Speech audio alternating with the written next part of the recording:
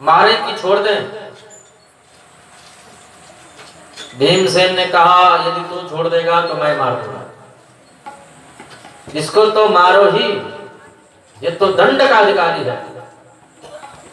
नकुल सहदेव से पूछा, भाई जी आप बताएं क्या करें, इसको मारे कि छोड़ दें?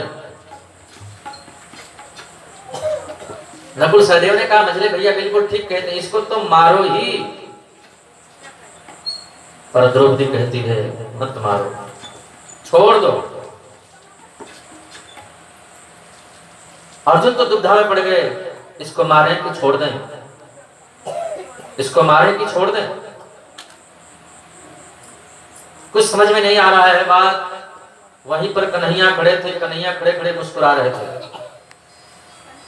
कि कोई हमसे पूछे तब तो हम बताएं। देखिए बिना पूछे किसी को सलाह भी नहीं देना चाहिए।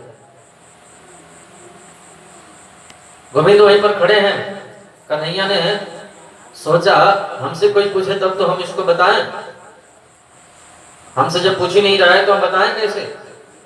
अर्जुन कन्हैया से बोले प्रभु आप ही बताओ ना क्या करें, इसको मारे कि छोड़ दें? कन्हैया ने बड़ी सुंदर बात कही, ब्रह्मबंधुर्न हन्तव्या आततायी बधार्हणा मय्यो भयमानातं परिपाह अनुशासनम। देख लो भैया, ये ब्राह्मण है इसलिए ब्राह्मण को मृत्यु दंड नहीं देना चाहिए, और ये बाल हत्यारा है इसलिए बाल हत्यारा कोई भी क्यों न हो वो दंड का अधिकारी है,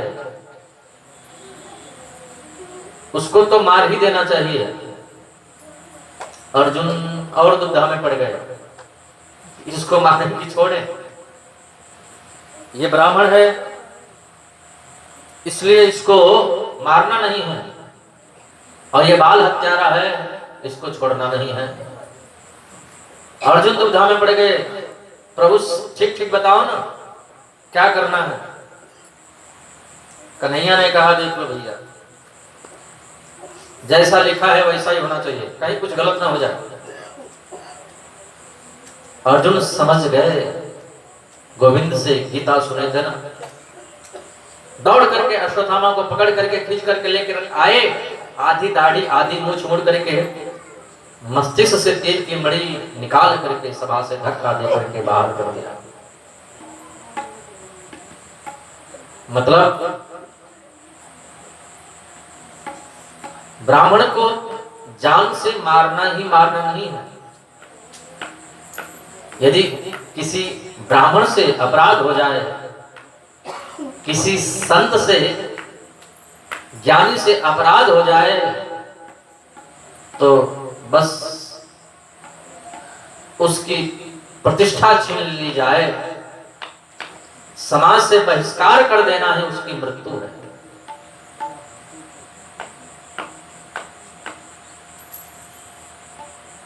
अश्वत्थामा के मन में ईर्ष्या भड़क गई कि मेरा अपमान किया है, अरे मैं पांडवों के वंश को निर्वंश नहीं कर दिया तो हमारा भी नाम अश्वत्थामा नहीं। फिर मन में सोचा अब इनके वंश में कौन है, ये 5 पुत्र थे ये मर गए, अभिमन्यु भी मर गया, लेकिन मैंने सुना था कि अभिमन्यु की मृत्यु के समय उसकी पत्नी उत्तरा गर्भवती थी और वो बालक तो जन्म लेने वाला होगा। उस गर्भस्थ शिशु के विनाश के लिए, उसको मारने के लिए अश्वत्थामा ने ब्रह्मास्त्र छोड़ दिया।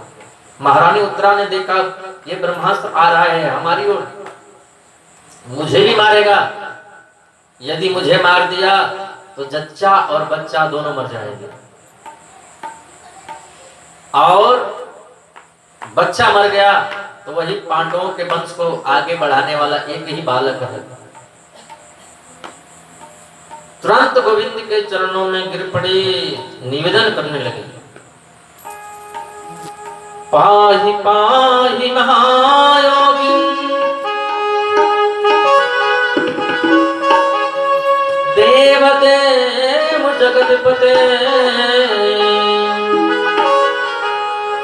नान्यं तद्भयं पश्ये यत्र मृत्युः परस्परम्।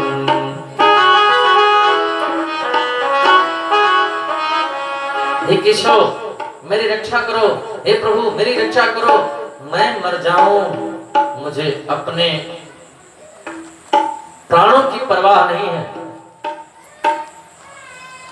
मुझे चिंता इस बात की है कि एक ही बालक हमारे गर्भ में वो पांडवों के वंश को आगे बढ़ाने वाला है, वो मर जाएगा, बस उसकी रक्षा होनी चाहिए।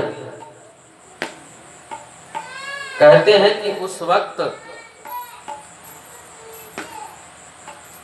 उस समय गोविंद जो रोए, कन्हैया जो रोए, इतना कभी नहीं रोए।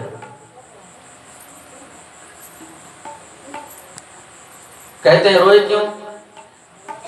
रोए इसलिए कि ये बालक, गर्भ का शिशु, इसने बिगाड़ा क्या है जो इसको मारना चाहता है? इसने तो अभी दुनिया को देखा ही नहीं, संसार को देखा ही नहीं, जो इसको मारना चाहता है। और कहते हैं कन्हैया सूक्ष्म रूप लिए, छोटा सा रूप लेकर के, बिल्कुल इतना छोटा कि उस गर्भ में जाकर के गर्भस्थ शिशु को बचा लिया। लेकिन लोगों को आश्चर्य लगता है, भगवान गर्भ में कैसे पहुंच गए, इतना छोटा बनकर के कैसे पहुंच गए, कितना छोटा बने होंगे। तो कहते हैं कि आज जो रोग चला है, कोरोना महामारी, वो कितना छोटा है, ये वायरस कितना छोटा है, इतना छोटा आंखों से दिखाई नहीं दे रहा है। अब वो पता नहीं चलता कैसे अंदर प्रवेश कर गया। तो जो सारी दुनिया को बनाने वाले भगवान हैं, जो राई ते पर्वत करे पर्वत राई मान, जो छोटे से छोटे होना जानते हैं, बड़े से बड़ा होना जानते हैं, वो यदि उतना छोटे बन गए हों और भीतर जा करके बच्चे को बचा लिया छोटा रूप लेकर के, तो फिर क्या आश्चर्य की बात है? इसमें कोई आश्चर्य नहीं है। भगवान भीतर जाकर के गर्भस्थ शिशु को बचा लिया। इधर ऋषियों ने कहा आश्चर्य लग रहा है। सूत जी बोले क्या आश्चर्य लग रहा है? बोले आश्चर्य है कि भगवान भीतर जाकर के बच्चे को बचा लिया। सूत जी कहते हैं ऋषियों, यह आश्चर्य नहीं है कि भगवान भीतर जाकर के बच्चे को बचा लिया, तो क्या आश्चर्य है? बोले ऋषियों, आश्चर्य यह है कि गर्भ का बालक, गर्भ का शिशु कितना महान है, कितना भाग्यशाली है। इस संसार में आया बाद में भगवान का दर्शन कर लिया पहले। बोलो राधे राधे। जो दुनिया में आए बाद में और भगवान का दर्शन कर लिया पहले। इसी परीक्षा ने उसको परीक्षित बना दिया। लेकिन कुंती को बिल्कुल दिखाई दे रहा है भगवान भीतर हैं, बाहर हैं। एक रूप से भीतर बालक की रक्षा कर रहे हैं, एक रूप से बाहर खड़े हैं। अंतर बहिर्वस्थितम। कुंती तो हाथ जोड़ ली, प्रभु मैं आपको प्रणाम करती हूँ। नमस्ते पुरुषं त्वाद्यं ईश्वरं प्रकृते परम अलक्ष्यं सर्वभूतानां अंतर्बहिर्वस्थितम्। हे प्रभु, माता कुंती कहती है मैं प्रणाम करती हूँ केशव। आप ईश्वर हैं, परमात्मा हैं, प्रकृति से परे हैं। आप जीव के भीतर रहते हुए भी ऐसा माया का पर्दा डाल देते हैं कि दिखाई नहीं देते हैं। भगवान ने कहा, कन्हैया ने कहा, बुआ आपने मुझको भगवान कहा, अरे मैं भगवान नहीं हूं। मैं तो एक साधारण सा बालक हूँ,